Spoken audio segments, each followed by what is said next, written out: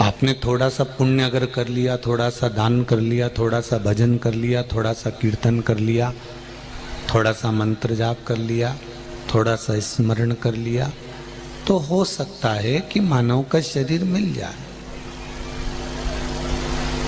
कोई बहुत बड़ी विषयता नहीं है, बहुत बड़ा वर्णन नहीं है, पर अगर मानव का शरीर मिल भी गया तो इस शरीर के द्वारा भगवान का भजन हो जाए, ये बहुत कठिन है, बहुत कठिन। इस शरीर के द्वारा भगवान स्मरण हो जाए, भगवान की भक्ति धारण हो जाए, ये बहुत कठिन है।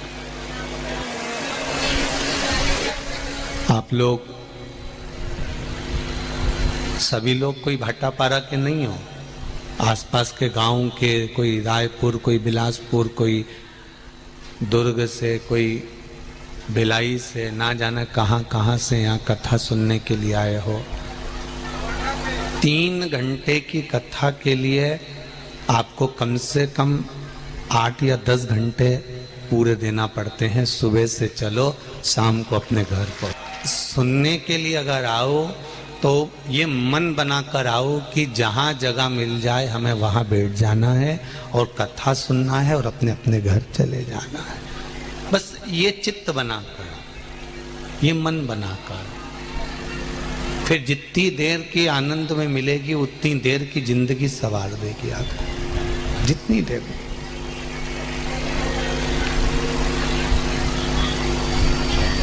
पर ये मत सोचो कि शर्मा परिवार कथा करा रहा है तो वो तुमको आगे बिठाएगा कि पीछे बिठाएगा। कथा ये करवा ही नहीं रहा है, कथा तो देवाधिदेव महादेव करवा रहे हैं।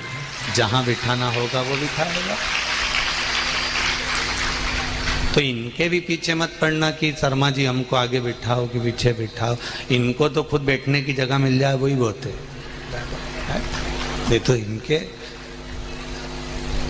ये तो देवाधिदेव महादेव करा रहे हैं, अपन कर रहे हैं, और वो करा भी रहा है, कर भी रहा है और सुन भी रहा है। अपन तो केवल एक निमित्त हैं कि सब कुछ मिल सकता है।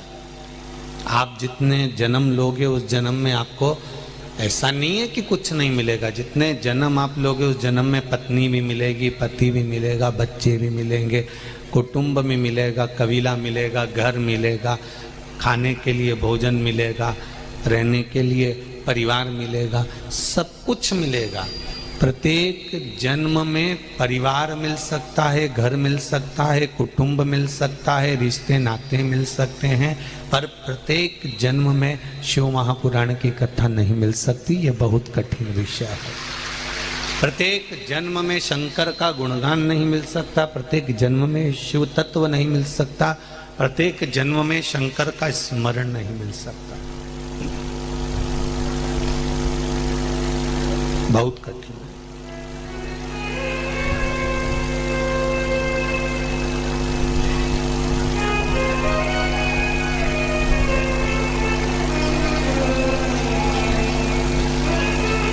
भगवान से तो इतना जरूर कहा करो कि हे भोलेनाथ, एक कृपा ऐसी करना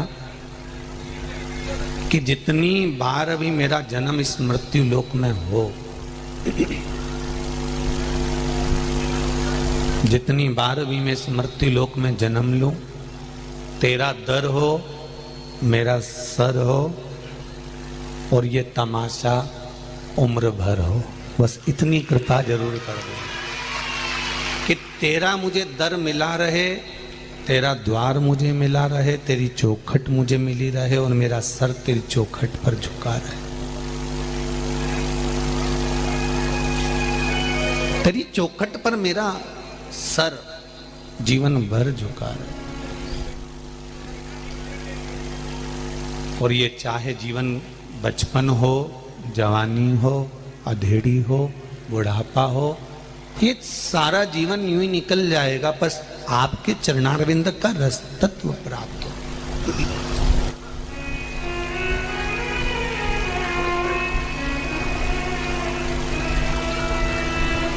कोई बहुत बड़ी उम्र अब मनुष्य की नहीं बची है। पहले तो कह देते थे कि ये 100 साल जिएगा, पहले तो कह देते थे कि 90 साल जिएगा। आज के ज़माने में 70, 75 और 80 और 85, ज़्यादा से ज़्यादा 90, 95 तक पहुंच गए तो भाग्यशाली हो गए, और 100 क्रॉस कर गए तो ये तो भगवान की गणी कृपा है तुम पर हो, नहीं तो जीवन का कोई भरोसा है। अब 100 साल की उम्र में भी 50 साल तो तुमने सोने में निकाल दिए, क्योंकि 100 साल की उम्र में आधा आदमी मनुष्य सोता ही है रात में, दिन भर जागता है, रात भर सोता है, तो आधी उम्र 50 साल तो सोने में निकाल दोगे। बची 50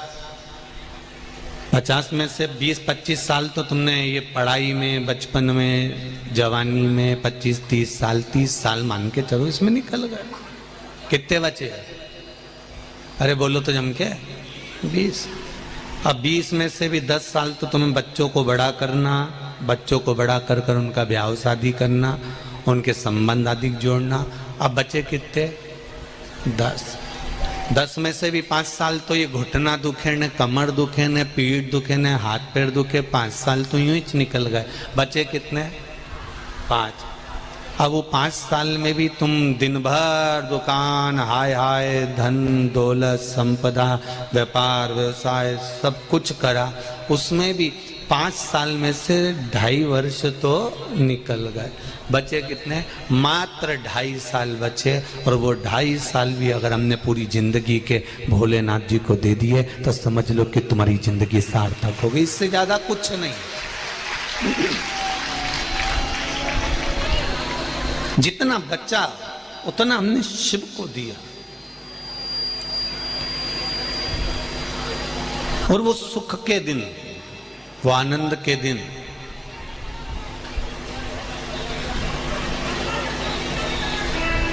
स्वयं पर आधारित होकर, स्वयं की भक्ति, स्वयं का स्मरण, स्वयं का अपने द्वारा करा गया भगवान का भजन, अपने द्वारा किया गया स्मरण, अपने द्वारा किया गया कीर्तन, अपने द्वारा किया गया नाम जाप, अपने द्वारा किया गया मंत्र जाप, ये एक जीवन का सुख प्रदान कर देता है। शिव महापुराण की कथा, थे ब्राह्मण पर दोनों ही गलत मार्ग पर चलते रहे।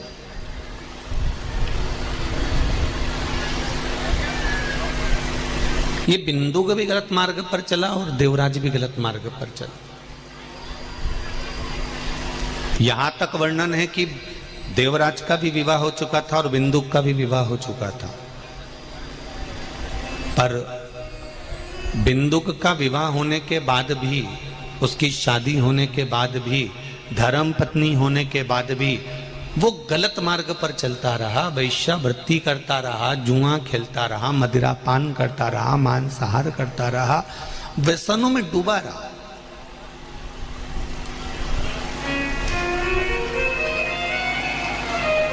बहुत कठिन है मनुष्य की देह प्राप्त कर कर अगर आपका जीवन एक सहजता के विषय में निकल रहा है, मनुष्य देह प्राप्त करने के बाद आपका जीवन अगर सरलता में निकल रहा है, मनुष्य देह प्राप्त करने के बाद आपका जीवन अगर भगवत भजन में निकल रहा है, मनुष्य देह प्राप्त करने के बाद यदि आपका जीवन भगवान के स्मरण में निकल रहा है, तो ये बहुत भगवान की कृपा समझो।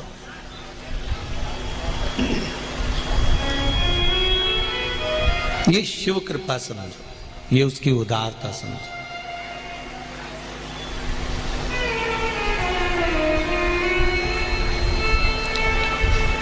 महाराज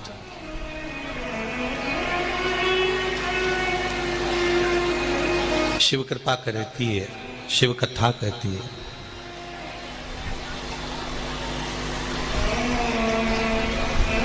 बिंदु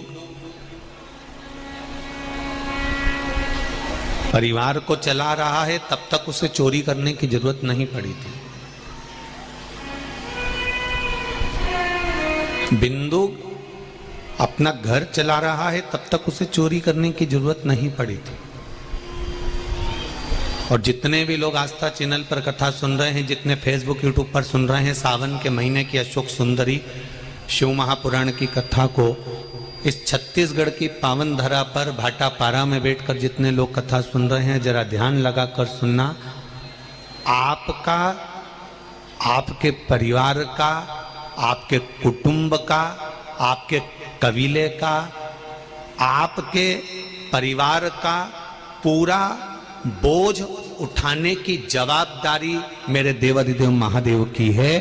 तुम्हारा बोझ वो उठा सकता।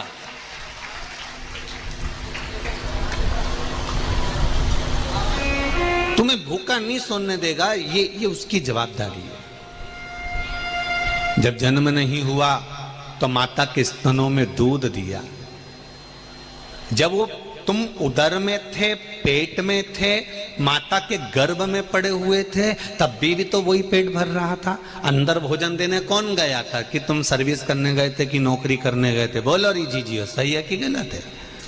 कि हो सकता है तुम भाटापारा से बिलासपुर नौकरी करने चली गई थी अंदर से निकल के तुरंत बाहर। कोई गया? जब उदर के अंदर 9 महीना माता जो खाती थी वो अंदर दे देता था, माता जो पीती थी वो अंदर दे देता था, माता जो ग्रहण करती थी वो अंदर दे देता था। तो जरा विचार करो, तुम तो अंदर अकेले आराम से पड़े हुए हो और वो अंदर भी पेट भर रहा है। जब वो अंदर पेट भर देता है, बाहर निकलते से ही माँ के स्तनों में दूध देकर पेट भर देता है, तो मरोगे तब तक भी तुम्हारे पेट भरने की जवाबदारी उस परमात्मा की है, वो भरेगा।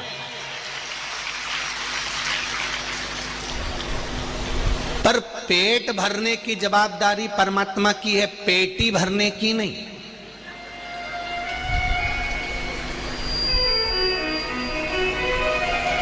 पेट भरो तहां तक तो भोलेनाथ जी तुम्हारा साथ देता है, पर जब तुम तुम्हारे परिवार का पालन करो तब भी भोलेनाथ साथ देगा। तुम तुम्हारे बच्चों को बड़ा करो तब भी भोलेनाथ तुम्हारा साथ देगा। तुम अपने बच्चों का ब्याह करो, भोलेनाथ साथ देगा। तुम मकान खरीदो, भोलेनाथ साथ देगा। तुम गाड़ी खरीदो, भोलेनाथ साथ देगा। तुम जमीन खरीदो, भोलेनाथ साथ देगा।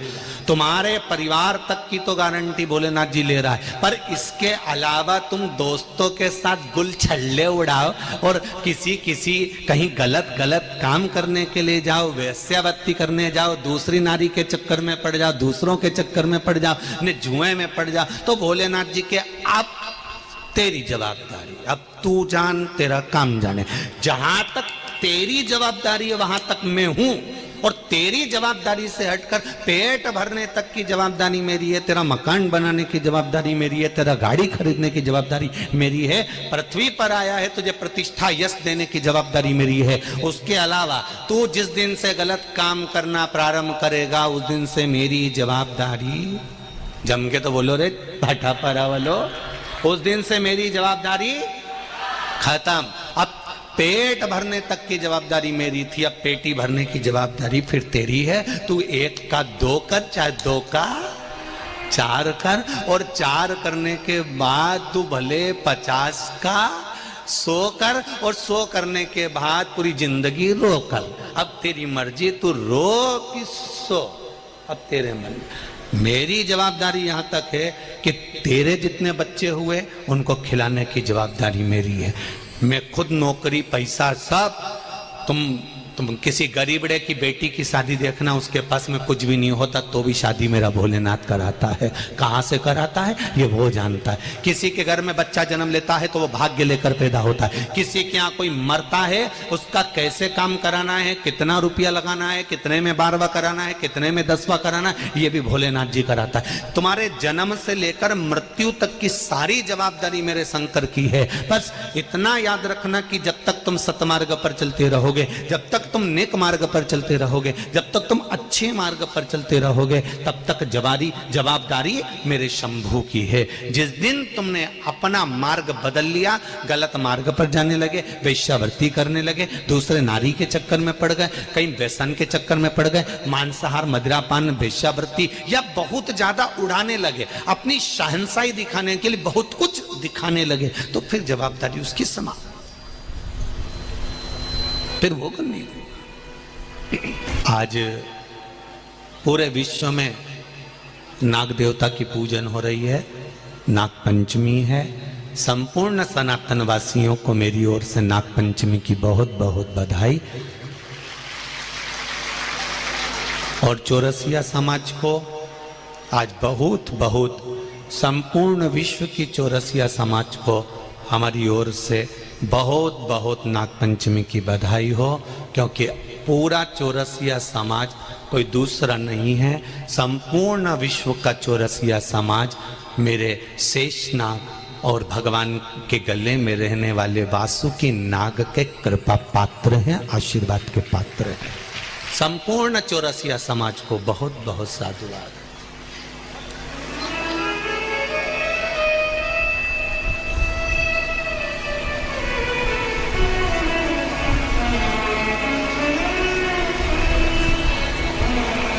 शिव कृपा, आप उसके भरोसे पर जब तक रहेंगे, आप उसके सहारे पर जब तक जिएंगे, आप उसके बनकर जब तक रहेंगे, तब तक जिंदगी में कभी वो अड़चन नहीं आने देगा। पर सतमा